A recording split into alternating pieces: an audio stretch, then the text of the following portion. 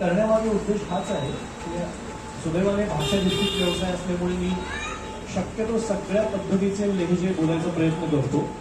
पण ज्या ज्या बोलीभाषा आहेत आपल्या ग्रामीण बोलीभाषा त्यांच्यात वेगळी गंमत आहे. जशी कोल्हापुरीमध्ये आहे, जशी विदर्भातल्या भाषेत खानदेशातल्या भाषेत आहे, तशी कोल्हापूरमधली पण एक गंमत आहे. तर ती मी सांगायचा प्रयत्न करतो.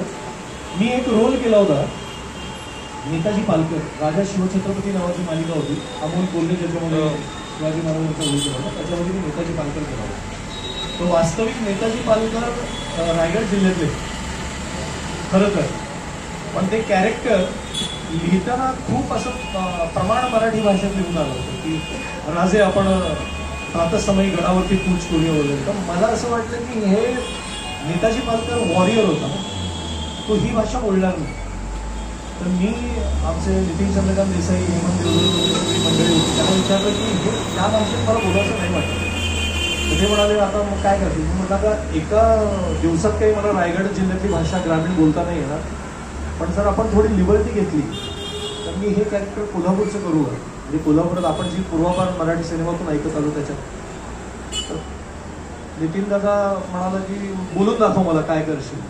तर मग मी ते एक सीन तिथल्या तिथे कोल्हापुरीमध्ये मी कन्वर्ट केला आणि तो बोलून दाखवला. तर त्यातला माझा एक तो MMSचा काळ होता, व्हॉट्सअप नव्हतं. ते MMS खूप व्हायरल झाला होता एका सीनचा. तर मी कोल्हापुरी त्यात वापरली होती. मी तुम्हाला तो एक डायलॉगच बोलून चालेल तसं चालेल. ओके,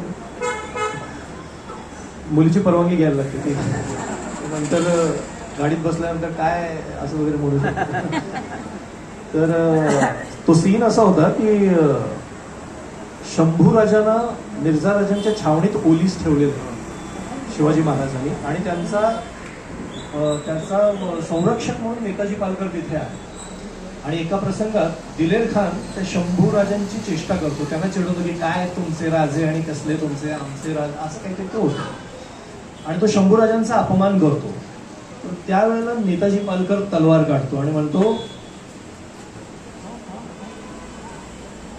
राजाजी एक गोष्ट सांगू का, वाघ त्यो वाघच, पिंजऱ्यात अडकला तरी बी वाघच आणि जंगलात असला तरी बी वाघच. लोक हत्ती, ऊट आणि घोडं पैकत देऊन विकत घेतात, पण वाघ कुणी फुकट देतो म्हटलं तरी घेत नाही. तुम्ही तो घेतलाय ना, आता पाळून दावा. नेताजी पालकर म्हणतात मला.